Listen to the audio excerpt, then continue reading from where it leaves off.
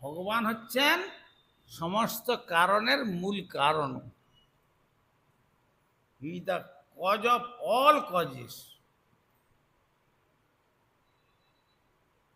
এই জন্য ব্রহ্মা বললেন সর্বকারণ কারণম।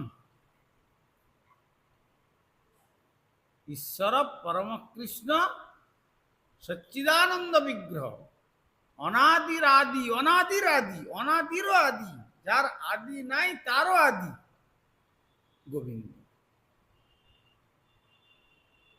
সেই জন্য ব্রহ্মাকে যখন তিনি চতুশ্লোকী দান করলেন, বংশীধ্বনির দ্বারা গায়ত্রী মন্ত্র প্রদান করে, তখন কি বললেন তিনি? অহমেবাসমেবাগ্রে নান্যযৎ সদসৎপরম পশ্চাৎ অহম যদে তৈচ্য অবশিষ্যিত সুস্মা। চতুশ্লোক। অহমেবাসমেবাগ্রে, যখন আমি ছিলাম তখন আর কিছুই ছিল না, সকলের অগ্রে আমি। ন অন্য যৎ সদসৎপরম, অন্য সদ অসৎ কিছুই ছিল না। পশ্চাৎ, আবার এই জগৎ সদসৎ যখন সব মহাপ্রলয়ে শেষ হয়ে যাবে, পশ্চাৎ অহম যাদের যে অবশিষ্যিত সুস্মা, আমি একমাত্র থাকি।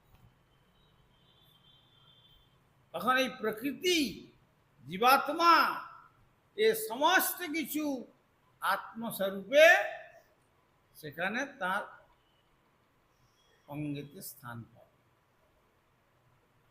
তারপরে যখন তার ইচ্ছা হবে পুনরায় একহং বহুশ্যাম, নিজেকে বহুরূপে বিস্তার করবেন, তখন আবার সৃষ্টিতে এইভাবে করবেন। যেমন বলেছেন সৃষ্টা বিবিধান্য বৃক্ষা সরীসৃপ প্রসূন খগদণ্ড সুকম তৈস্তেষ অতুষ্ট হৃদয় পুরুষং বিধায় ব্রহ্মাবলোকধীশনম হিতমাপ।